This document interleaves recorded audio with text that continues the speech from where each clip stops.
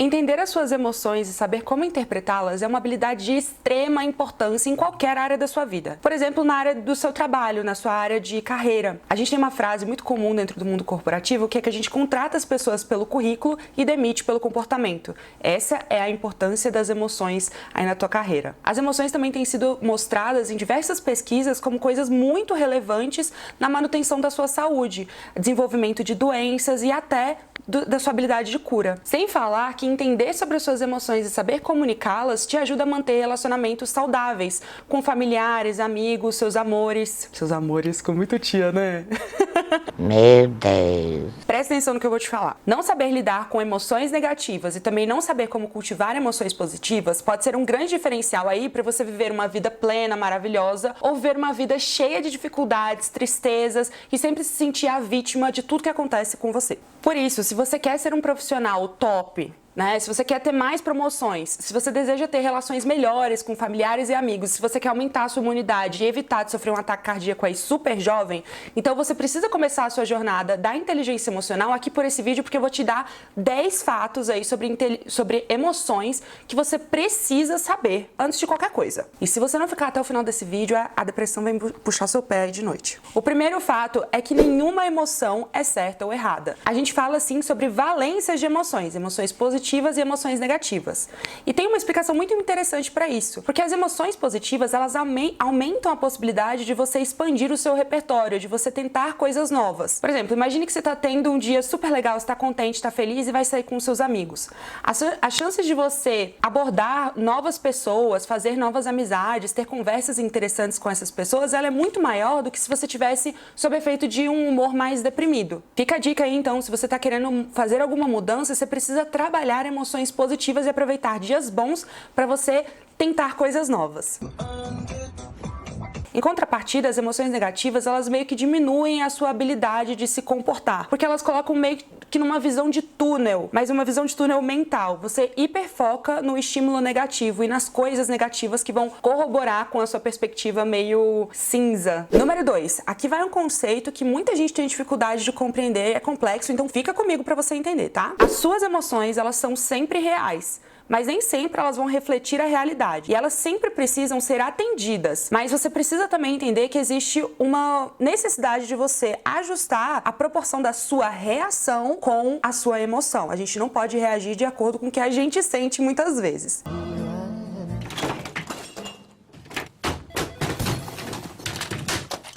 Vou dar um exemplo mais prático para vocês entenderem essa situação. Imagine uma criança que está chupando um pirulito e ela derruba o pirulito no chão e aí ela começa a chorar bastante. É óbvio que pra gente ver nessa situação, chorar por conta de um pirulito é um absurdo, mas pra criança, ela vê aquilo como o fim do mundo, afinal o pirulito estava sendo uma fonte de grande prazer para ela e ela não sabe manejar a frustração. O papel dos pais nesse momento é, sim, acolher a emoção da criança, mas ao mesmo tempo mostrar a proporção que aquilo tem de verdade. E aí é óbvio que isso vai sendo ajustado de acordo com a idade dessa criança, né? O comportamento dos pais é exatamente como você deve se comportar com relação às suas emoções. É necessário, sim, validar o que você está sentindo e atender às necessidades daquele momento. Mas existem dois tempos aí. É interessante também de você tentar fazer o exercício de expandir a sua consciência e entender se essa emoção ela é realmente tão definitiva e dramática quanto na primeira vez que você sentiu ela. É muito comum a gente sentir emoções negativas num primeiro tempo e aí depois a gente se dá conta de que na verdade foi uma hiperreação.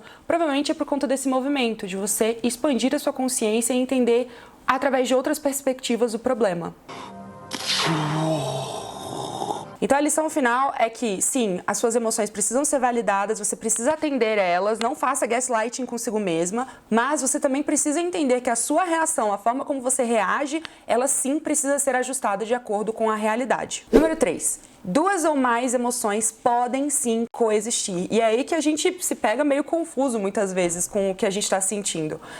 Imagine que você está saindo do emprego porque você conseguiu um emprego muito melhor de acordo aí com os seus objetivos de carreira. Você pode estar se sentindo muito feliz por conta dessa conquista, mas ao mesmo tempo está se sentindo triste porque você vai deixar de ver colegas de trabalho que você via todos os dias. E ao mesmo tempo está sentindo muito medo por conta das novas responsabilidades que você adquiriu. Então percebe que existem muitos lados para uma mesma situação e um sentimento. Número 4. Todas as suas emoções têm uma razão, uma mensagem e uma função. Razão, mensagem e função. Pra que agredir? Pensa assim, as emoções são meio que um intermediário para você se relacionar com o ambiente. Elas servem como um termômetro para te dizer se você está adaptado ou não. E aí elas também te fornecem a motivação ou desmotivação para agir, para conseguir se adaptar melhor a esse ambiente.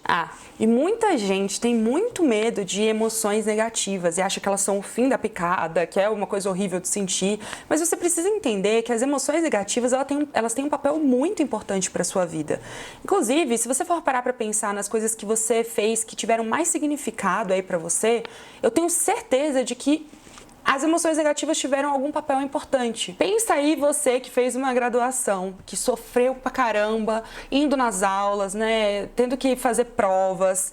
E aí no final, quando você tá se formando, todas essas memórias, esses momentos difíceis e das amizades que você fez, as coisas que você fez de positivas, elas se misturam e te ajudam a você ter um sentimento de significado muito grande e fazem você sentir orgulho, por exemplo, sentir realizado. Eu espero que agora você tenha uma visão muito diferente sobre emoções negativas e entenda que elas existem também para fazer o contraste com emoções positivas. Número 5. Todas as emoções que você tem passaram por um processo evolutivo junto com a nossa existência e elas existem justamente porque elas nos ajudaram a sobreviver. Quer ver? A tristeza, ela pode nos ajudar a ver uma realidade como ela é de fato e lidar melhor em situações sociais para você não simplesmente desmerecer a realidade e você conseguir ter mais empatia pelos outros. A tristeza também é crucial para você ter o arrependimento ou você aprender com os seus erros, você não querer repeti-los no futuro. É só você pensar o quanto que é importante você fracassar antes de você obter sucesso. O sabor do fracasso precisa ser amargo para você desejar o sucesso. Uma coisa interessante, inclusive, é sobre a emoção nojo. A gente sente ela para se manter saudável. Afinal, imagine comer certas coisas nojentas pode fazer com o seu intestino ali. Eu vou soltar um peido. Então você precisa ter esses sensores associados com uma sensação negativa para que você não para que você não coma essas coisas e não passe mal ou morra, né? Dica 5.1. Se você se inscrever e colocar o sininho aqui, toda semana você vai ter acesso a um conteúdo de graça sobre saúde mental que vai te ajudar a se orientar com relação a essas emoções. Tá esperando o quê? Número 6. As emoções, elas são tipo pequenos foguinhos que quando elas vão se juntando durante um tempo, elas se tornam um fogão. Imagine, por exemplo, que você está sempre em contato com um estímulo que te causa irritação. Mas é uma irritação de boa. Você consegue lidar com aquilo. Por exemplo, um som, um carro passando. É o carro da rua passando no seu olho. Mas quando isso começa a se tornar frequente e você precisa lidar com outros tipos de irritação ao mesmo tempo, é muito provável que a próxima irritação que você precise lidar, ela não seja somente uma irritação, talvez uma ira. Portanto, é interessante você reconhecer quando você já está num processo de irritabilidade para você parar esse fogo no meio do caminho. Do contrário, ele só vai aumentar cada vez mais. Aqui que vem a calhar, inclusive, esse seu processo de consciência, né? De você se conhecer para você não descontar a sua raiva, a sua tristeza, o seu desespero em outras pessoas. Você entender o que você está sentindo e você arrumar ferramentas para manejar aquilo antes que se torne algo muito maior. Número 7. Emoções são complexas e o conjunto de algumas emoções podem criar outras emoções. E o que eu vou te mostrar agora, provavelmente ninguém nunca te mostrou, que é essa roda de emoções. Ela mostra pra gente a intensidade das emoções a partir de 8 emoções principais. E elas fazem a gente compreender a junção de duas emoções, o que elas criam. E é muito interessante aí pra você ter uma noção maior e mais complexa sobre emoções como um todo. Como você pode ver, o sentimento de otimismo, ele é criado a partir do sentimento de antecipação e de alegria. Então, a partir desses dois elementos é criado o sentimento de otimismo. O sentimento de desaprovação, ele é uma combinação de surpresa mais tristeza. É aquele sentimento de, nossa, eu nunca imaginava que você ia fazer uma coisa terrível dessas. Eu espero que esses exemplos te deem uma noção um pouco melhor sobre como as emoções são criadas e como elas estão relacionadas, intimamente relacionadas. Número 8. Você saber identificar qual que é o nome, né? Nomear o que você está sentindo pode te ajudar a lidar com a intensidade dessa emoção. E isso acontece porque quando a gente percebe que é algo real, né, que existe um nome para falar daquilo, significa que que outras pessoas já sentiram essa emoção e que é algo natural, a gente não se sente tão sozinho. E a gente também tem a habilidade de comunicar isso para outras pessoas, a gente se sente compreendido também. Inclusive, eu entro bastante nesse tópico no vídeo que eu falo sobre medo especificamente. Quando você é capaz de entender o que você está sentindo, entender quais são os estímulos que estão causando essa emoção, fica muito mais fácil para você enfrentar aquilo. Ao mesmo tempo, também tem um lado negativo de você ser capaz de nomear o que você está sentindo, que é a tendência de você concretizar aquela experiência. Então, a partir do momento que eu digo que eu estou sentindo é uma tristeza, a tendência é que eu vou tentar adequar as interpretações para fazer caber naquela tristeza e vou concretizar aquilo como algo triste. Portanto, esse processo deve ser feito com muito carinho e também uma certa atitude de humildade, de você entender que essas emoções elas podem tomar formatos diferentes e que nesse momento você pode estar sentindo uma coisa, mas amanhã, vendo a partir de novas perspectivas, como eu falei anteriormente, pode trazer uma nova visão, logo novas emoções. Então trata-se de você se permitir, né, ser uma metamorfose ambulante. Que demais! E é por isso que essa roda das emoções ela é tão importante, porque te ajuda a aumentar o seu vocabulário para interpretar os seus sentimentos e as suas emoções. Número 9.